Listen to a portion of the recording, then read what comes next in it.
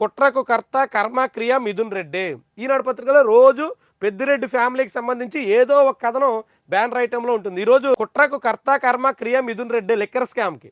మరి కుట్రకి కర్త కర్మ క్రియ అన్ని మిథున్ రెడ్డి అయితే జగన్మోహన్ రెడ్డి మీద ఆరోపణలు ఎందుకు? జగన్మోహన్ రెడ్డే బిగ్ బాస్ అని, అంతిమ లబ్ధిదారని ఇలాంటి కథనాలు ఎందుకు? కుట్రకి కర్త కర్మ క్రియ అన్నిటికీ పాల్పడినటువంటి వ్యక్తే బిగ్ బాస్ అవుతాడు కదా, ఆయనకే లబ్ధి చేకూరుతుంది కదా. మరి ఈనాడేమో నిన్న ఆధారాలు లేవని రాసింది.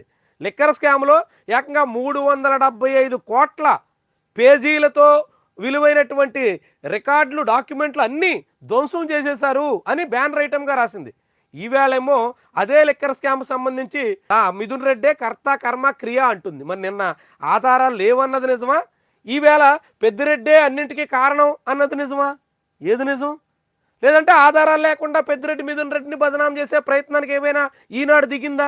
ఈనాడు రాతల ప్రకారమే చూస్తే లిక్కర్ స్కామ్లో ఆధారాలు లేవు. ఆధారాలు లేకుండా నిందితులు చేసేశారు. ఆధారాలు లేకుండా రికార్డులన్నీ మాయం చేసేశారు.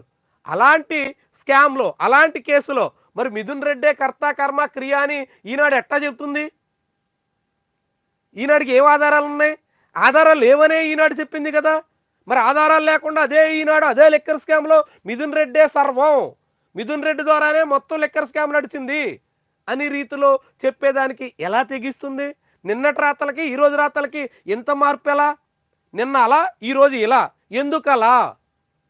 ఈనాడికే తెలియాలి. మరి నిన్నేమో అసలు ఆధారాలే లేవనింది. ఆధారాలన్నీ మొత్తం నిందితులు తారుమారు చేసేశారు, ధ్వంసం చేసేశారని చెప్పింది. ఈరోజేమో మిథున్ రెడ్డే నిందితుడు అంటోంది. ఎట్టా మరి నమ్మాలి జనం? ఈనాడు చదువుతున్నటువంటి పాఠకులకైనా అర్థం కావాలి కదా. నిన్న లేని ఆధారాలు ఈరోజు ఎట్లా వచ్చాయి?